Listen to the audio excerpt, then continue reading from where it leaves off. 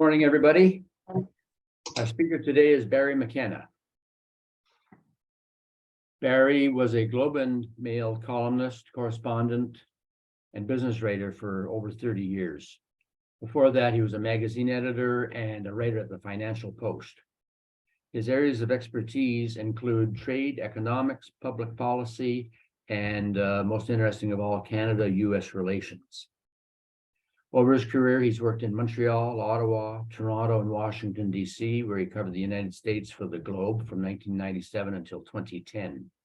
During his U.S. posting, he traveled widely, filing stories from about 30 different states. And he's also been a frequent visitor to Japan and South Korea on reporting assignments. He's a native Montrealer. He has degrees from McGill University in history and Carleton University in Ottawa in journalism. A six-time finalist for Canada's National Newspaper Awards and winner of 2 Canadian Best in Business Awards from the Society of American Business Editors and Writers. Barrie today is going to be speaking to us about the challenge of covering the U.S. for Canadian journalists, then and now. Barrie, you've got the floor. Thank you very much, and thank you all for your interest in hearing me. And speaking of which, can everybody hear me? Sounds very good. Good. Okay.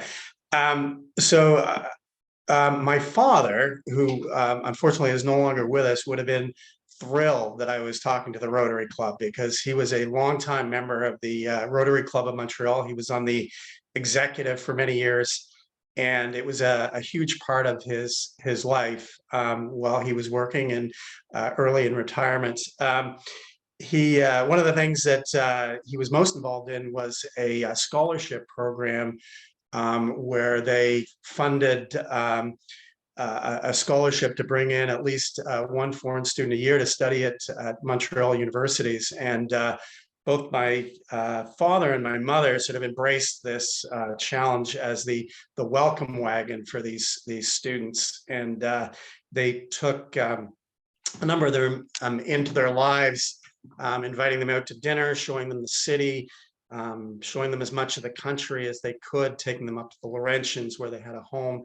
And so anyhow, he would be quite thrilled that I was talking to you here today. Jim sort of covered my background. So I was 30 years of about my 35-year career. I was at the Globe and Mail, and I spent 10 of those writing columns and analysis, specializing in economics and public policy and business.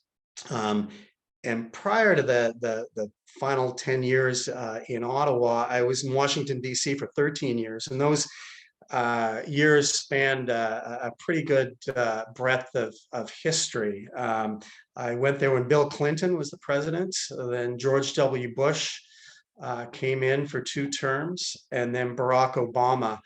And I returned for about a month in 2016, just after the election of Donald Trump. So that's a good span of history over those years.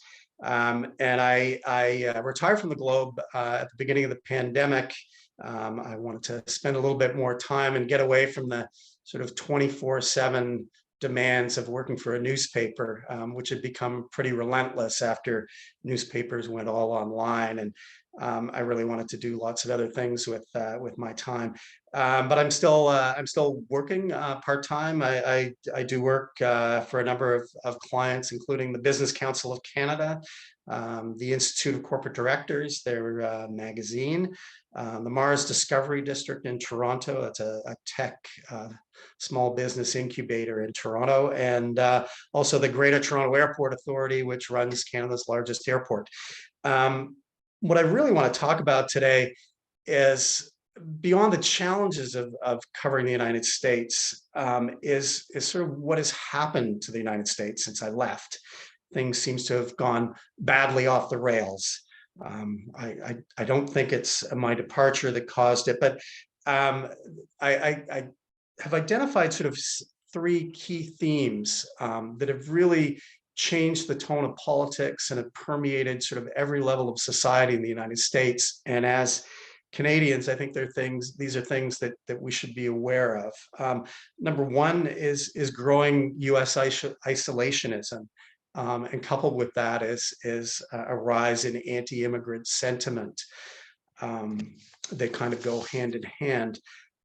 Secondly, this mistrust in government, in the courts, in law enforcement, and pretty much all traditional sources of authority, be they health experts, the media, and so on. And then finally, the third theme is hyperpartisanship, and that has really permeated every level of society in the United States, and not in a good way. And as Canadians, we might think, why should we really care about any of this sitting across the border? And it's pretty easy to think of U.S. watching as a spectator sport. It's not our country after all, so why should we really care? But the reality is that we are so tied to the United States and everything that happens there by history, by proximity, geographically, and through our economy. And so what happens there influences what happens here. And if they fail, we in turn will fail. So I think it's important to watch what's happening in the United States, and also look for echoes of these themes in Canadian politics and society as well, and sort of be thankful for where we are and what we have, and not to try to slide down the path that the United States is unfortunately going at the moment. So what's changed in the United States? First, on isolationism, this sort of retreat from the world. It is true that President Joe Biden has tried to re-engage the United States on the global stage. I think the war in Ukraine is probably the best example of that, where the United States has sort of played a leading role in getting the NATO allies together in supporting the Ukraine militarily, and in isolating Russia economically at the same time with sanctions.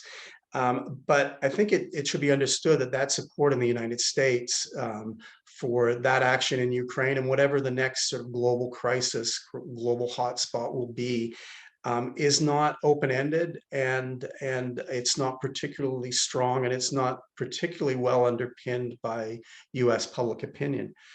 And there's wavering political support for the war, particularly in Congress amongst Republicans. And it's worth noting that virtually every would-be candidate for the U.S. Presidency in next year's election has expressed a great deal of skepticism about this support for Ukraine. And it really is a continuation of decades of waning support amongst Americans against various forms of global engagement.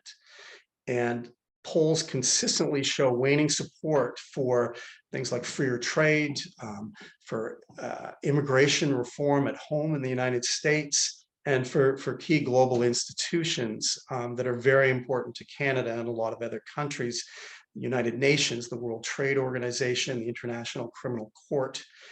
And that's coupled with increasing disengagement from the global economy by the United States. The sort of most recent example of that is in a very strategic way its relationship with China, and how it wants to reduce its dependency on Chinese technology and Chinese products throughout the global supply chain that feeds the United States. So, of course, the United States, as most people know, have gone through periods like this where they have there's been greater isolationism and retreat from global affairs. Certainly, the 1920s and 30s is a classic example of that. But this time, I think it's worth noting that it's pretty bipartisan and spread right across the U.S. population. And I don't see Biden's good intentions of the past couple of years really changing that longer term trend. So the second theme I wanted to talk briefly about is this mistrust in authority. And it'd be nice to lay it all at the foot of Donald Trump.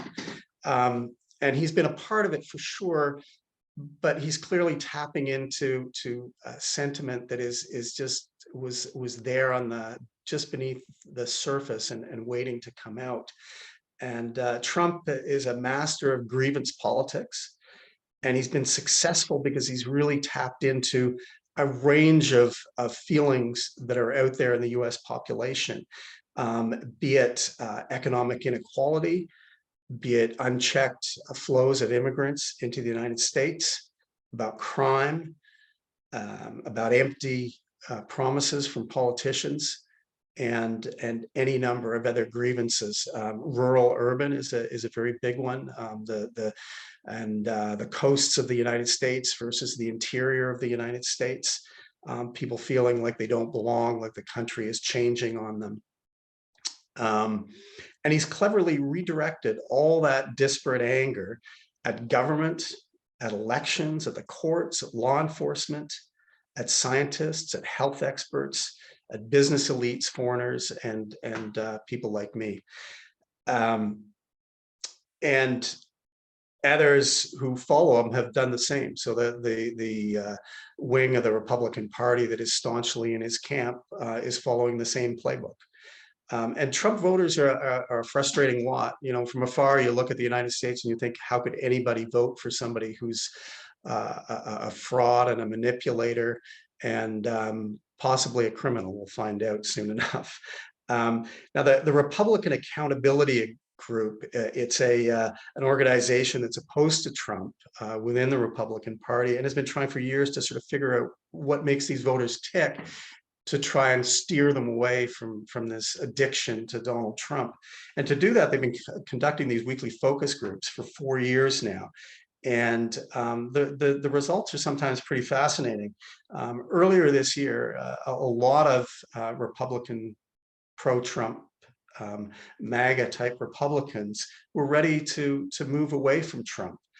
But that all distinctly shifted when when Trump was charged criminally in New York for the case related to the hush money payments to a porn star just before the 2016 election.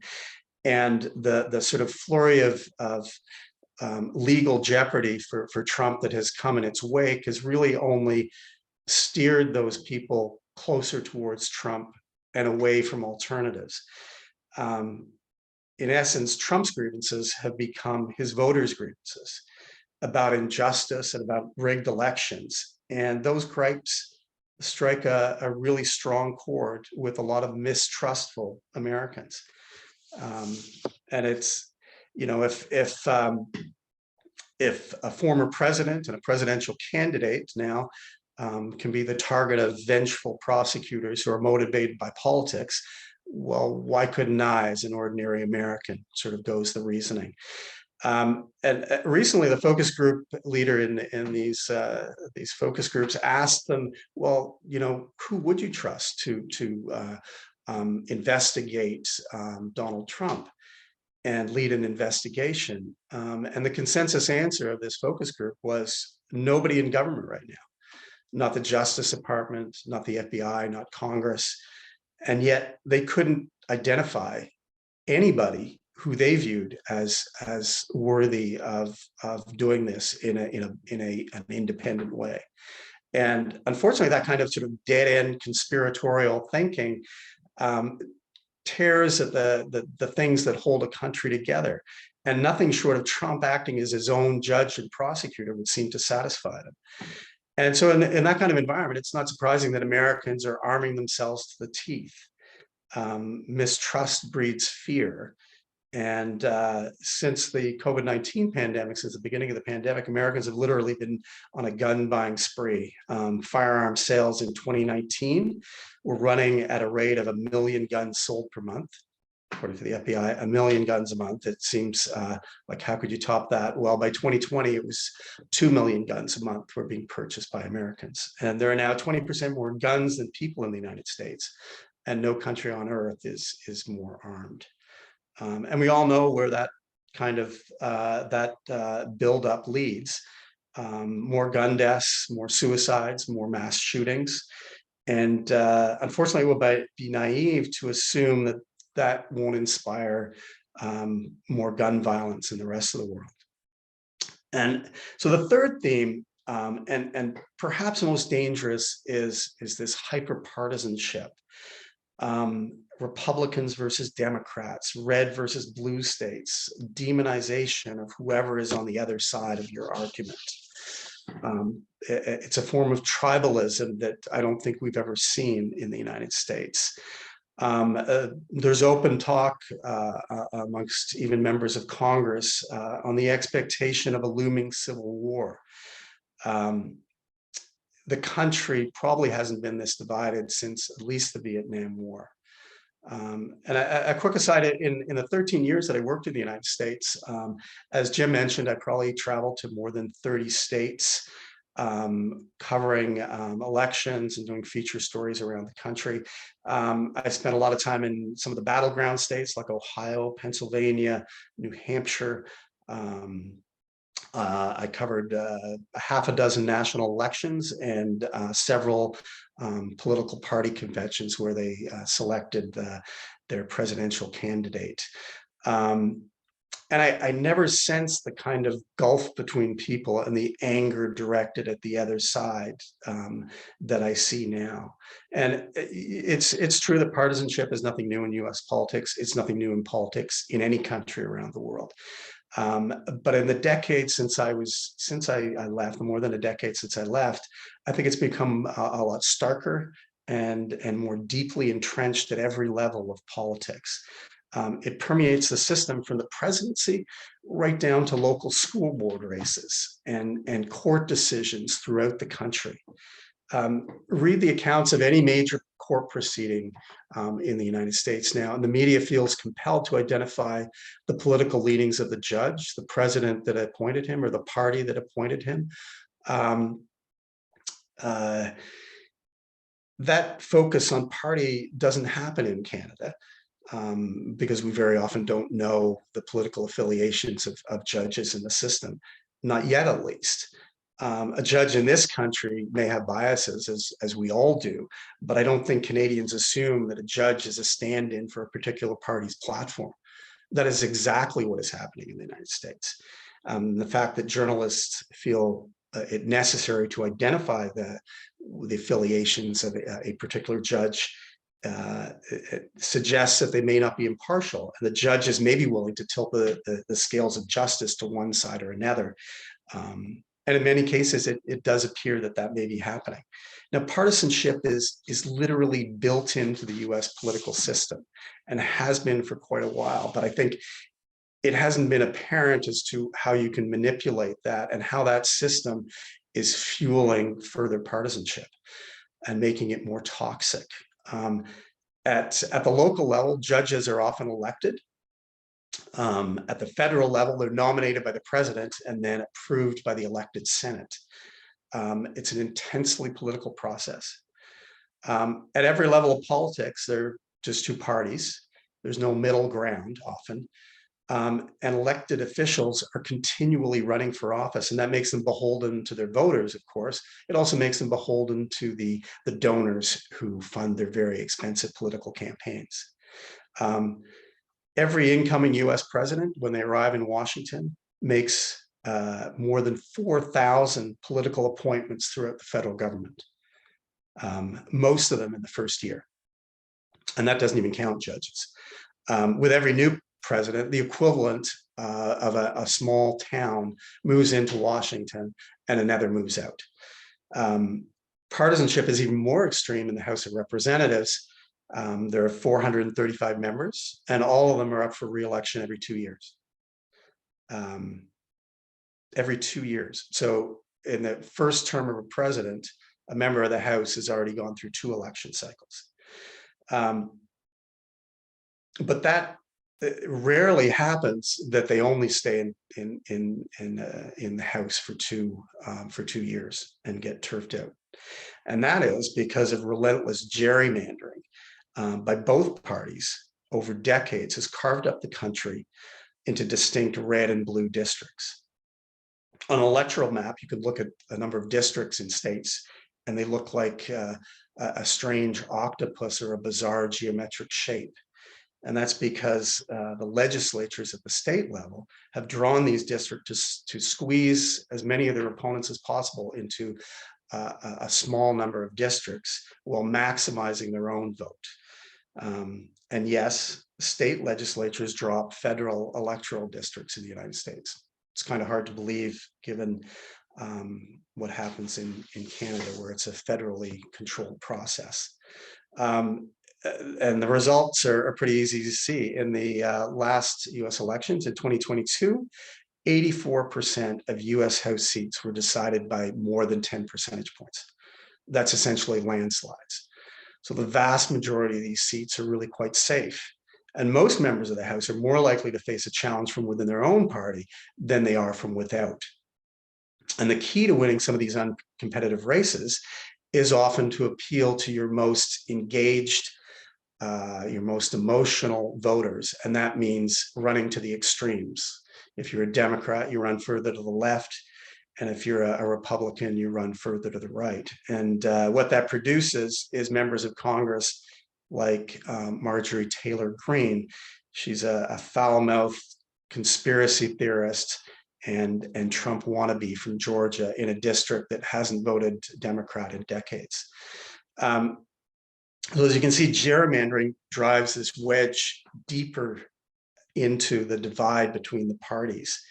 And gerrymandering has been around for a long time, since the early 1800s in the United States. But until recently, the Supreme Court was willing to weigh in as the arbiter of the most extreme examples of this.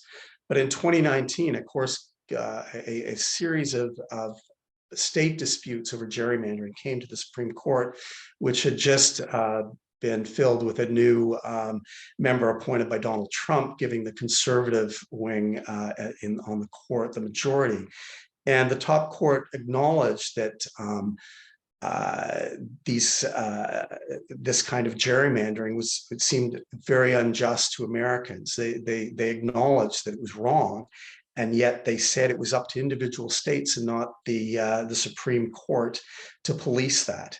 In his decision, Chief Justice John Roberts said that partisan gerrymandering was, quote, beyond the reach of the federal courts.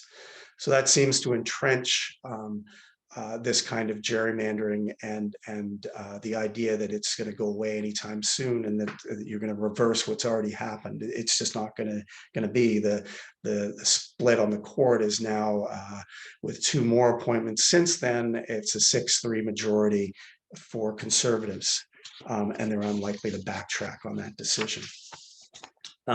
So like many foreigners fascinated by the United States, I'd like to believe that Americans will finally at some point come to their senses about Donald Trump, about gun control, about building a better social safety net, on healthcare for all, and on try to dial back some of the toxic rhetoric and partisanship in politics. But I'm not particularly optimistic. And the reason I say that is that I can't tell you how many times I've heard US politicians of both the political parties and ordinary Americans talk about the United States as the greatest country in the world, the greatest democracy. It has the greatest schools, has the best healthcare. It has the greatest justice system. It has the greatest military, the best of everything. And for a lot of Americans, it is. But for too many Americans, it's not that. And from outside, I mean, we know that. But looking at it from an American perspective, why would the greatest country on the planet get sidetracked by self-doubt? Because all you have to do is bring on the next election and you get to even the score. So I think that's a cautionary tale for us Canadians. And I'm going to leave it at that. And I'm happy to take any questions about this, about my time in the US, about my time working in Ottawa, or anything related to my career. Thank you so much. Thank you very much, Barrie. I'm going to give an opportunity to anybody else to put up their hand.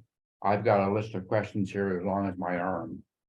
But if I see the little hands go up, or if I see anybody waving at me, I will stop asking questions and let somebody else ask.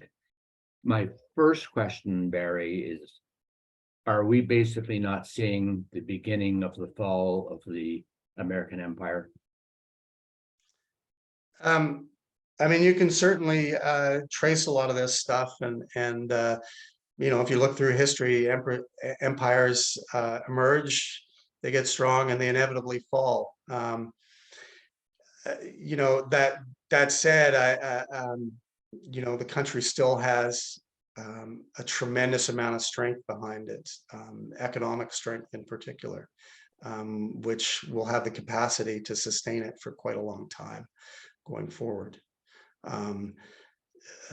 Unfortunately, the politics and the direction of politics has made it sort of an unstable country to a lot of the rest of the world, and I don't think that's going to end anytime soon. Malcolm, you've got your hand up. Thanks, Jim. Thanks, Barry. One thing I've always wondered, one of the unique things about the United States is that they're so entrenched into this two-party system only, and I don't really see why it's that way. And do you see there's any opportunity for an alternative parties to succeed? One would think so, but the history of third parties basically disproves that. And the more hyper-partisan that things have become, the stakes of creating a third movement, and there are some movements afoot in the United States leading to that. But in the 2000 election, Ralph Nader running in Florida basically tilted the entire election to George W. Bush. Al Gore would have won had it not been for that. Same thing in other elections where you've had splinters on the right wing has just opened up the door for the other side. So the lesson in all that is that don't mess with that. But it seems logically that it's exactly what it needs is a third party, so that people are trying to appeal to that group in the middle. It used to be in US politics that you were trying to go for those undecided independent voters in the middle. And there seem to be fewer and fewer of them around. And I see it'd be very difficult to run as a president that way. But if you're just a senator or a congressman and you were an independent and you were courted by both sides, you would be such a desirable commodity. You'd think that you could sell that as an election platform. I mean, people do versions of that because they run on a political outsider who's going to turn Washington upside down is kind of their version of that I'm not like all the people who came before me. The other thing you have to, certainly at the federal level, so the political parties and the power brokers in the existing Congress and the Senate and the House steer money to the preferred candidate at the local level. So, the leaders in the Senate and the House raise a lot of money and then steer it to others.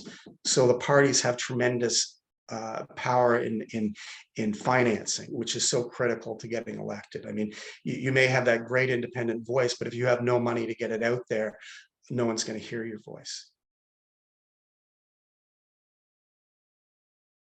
Thanks. I have a question.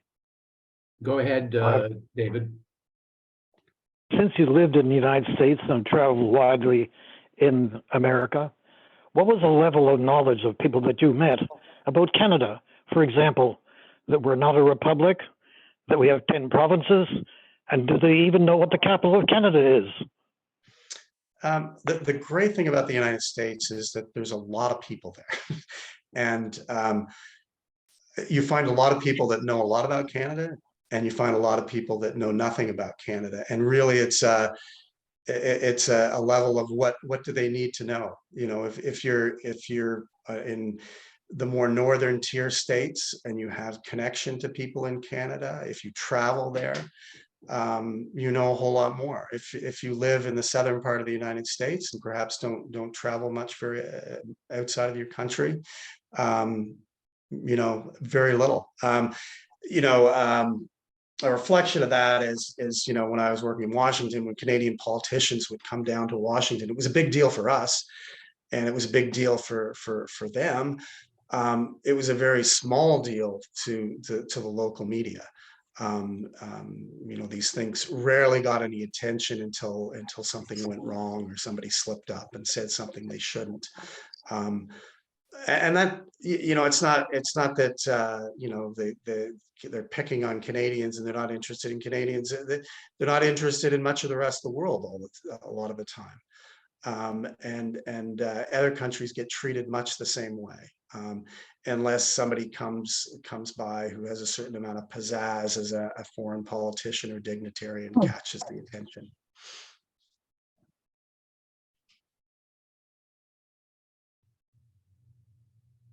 I've heard it said many times by American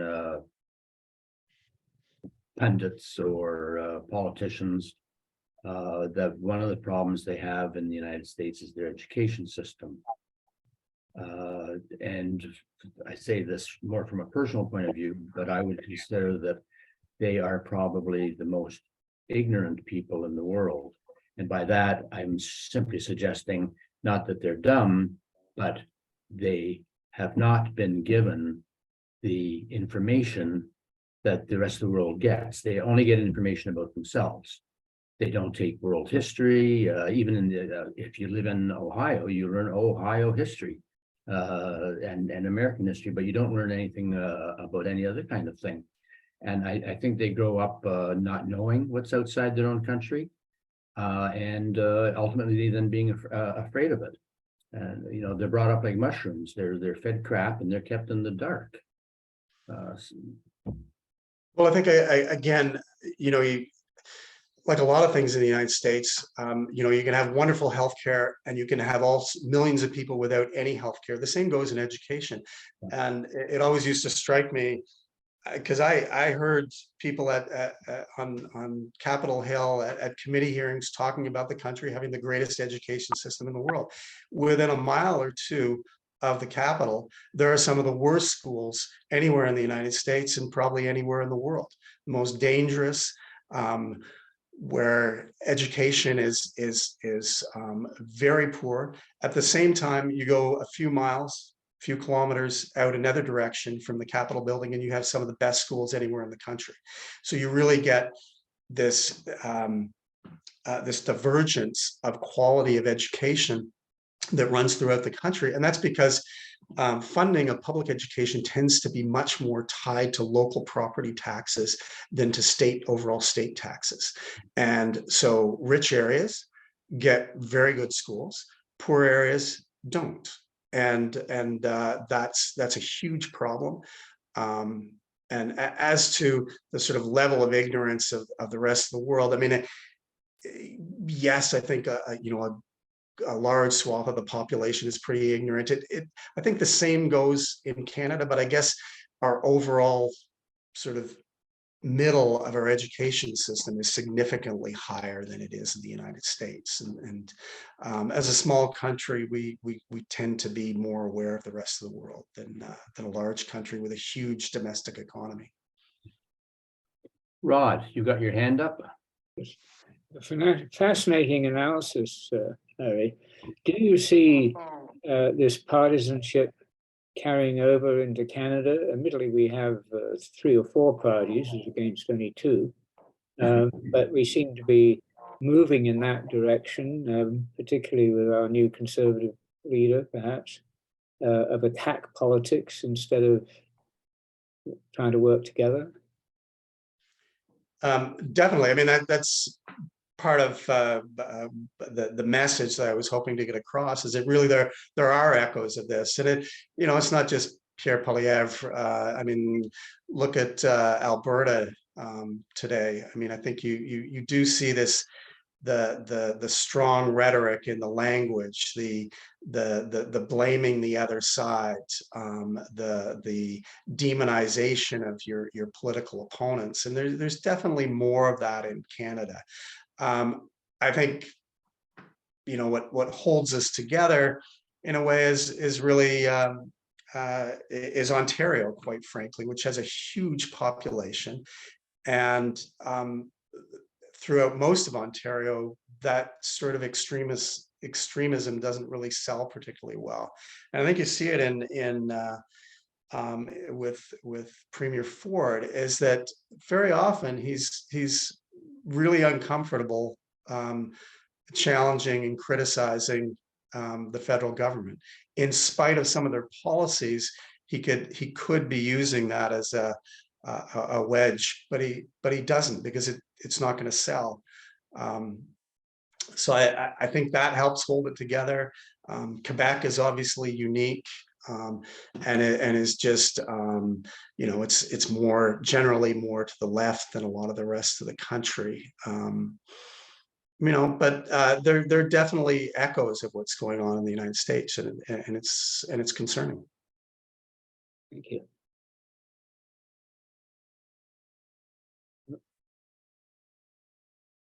Your brother Richard had his hand up a minute ago. Richard, would you like to ask something? Uh-oh. Yeah. Gotcha.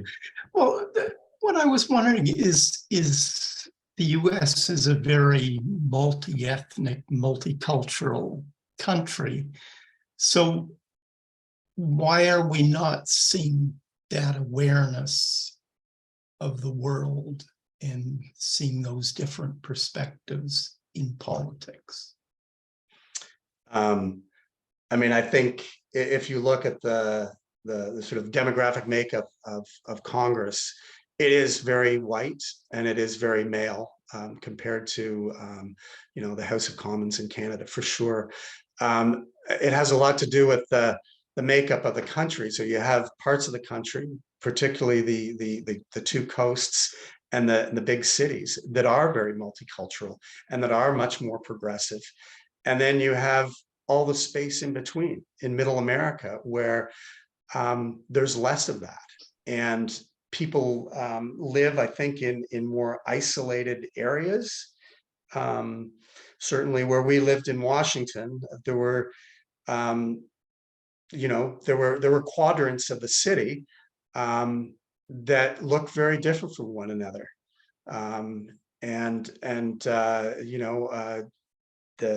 the west side and the northwest of Washington, D.C. is very white. It is less ethnic. And on the east side of the city and the southeast side of the city, it's majority Black. And it continues out into the suburbs beyond the center of the city. And a lot of American cities are like that. So people are living in little bubbles with less interaction between them than you see in Canadian cities. Certainly, you drive through a Canadian city and you cycle through different neighborhoods of different socioeconomic status and wealth, and in the U.S. you tend to have more separation of that. So I think people are meeting less and understanding each other less. Thank Thanks. you, Richard. Anybody else have one? One last one from me then. In the United States, it's the almighty buck. There's no spending limits on elections. If you're not a multimillionaire, you can't be in politics. And obviously the people that are in power aren't interested in changing that, but there's got to be some way that they could change that to make the system fairer for the entire country, to be more representative. There are lots of things they can do to get money out of politics, and there isn't much of a movement in either party to do that, because I think it works for their interests. You just have to look at this case of Clarence Thomas, on the Supreme Court. This major Republican donor has spent hundreds of thousands of dollars making his life wonderful since he's been on the Supreme Court, and to suggest that it's only because he's a friend is ludicrous. And the current leadership of the Supreme Court has shown no willingness to write rules that would take that financial incentive out of people to try and influence what is supposed to be the most independent and body in the entire country. And so if it can't be done there, I mean, you know, wealthy donors feel that they can get what they want, whether it's one party or the other. And the people who need the money to run are ready to cash the check. So I don't know, you know. They're in a deep hole, and it's hard to get out of that. Mhm. And Brian, thank you ever so much. It's really, I mean, we talk about this kind of stuff all the time, but it's nice to hear from somebody who's been there and who has a really good grasp of the situation in the United States. And just the number of questions coming up attests to that. So from all of us, I give you a very hearty thank you. Oh, well, thank you for your interest. Okay.